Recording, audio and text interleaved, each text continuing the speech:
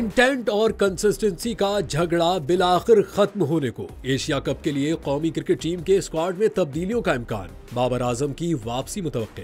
Pakistan cricket team में एक बार फिर बाबर की वापसी की बाज़गश्त सुनाई दे रही है। ज़राए के मुताबिक फखर जमान की इंजरी ने बाबर आजम के लिए टीम में वापसी का दरवाजा खोल दिया है। फखर जमान को वेस्टइंडीज के खिलाफ T20 सीरीज में फील्डिंग के दौरान चोट लग गई थी, जिसके बायस वो न सिर्फ बकिया T20 मैचेस बल्कि वनडे सीरीज से भी बाहर हो चुके हैं। इस सूरत हाल में बाबर आजम का नाम एक बार फिर सिलेक्टर्स की नजर में आ गया है। उनकी मुमकिन वापसी सैफरीकी सीरीज और एशिया कप के लिए मुतवक्के है। ताहम सब कुछ वेस्टइंडीज के खिलाफ उनकी वनडे परफॉर्मेंस पर मुनहसिर है। अगर बाबर ने बल्ले से धूम मचा दी तो टीम में उनकी वापसी यकीनी होगी और आने वाले एशिया कप में शायकीन क्रिकेट एक बार फिर बाबर शो को एंजॉय कर सकेंगे।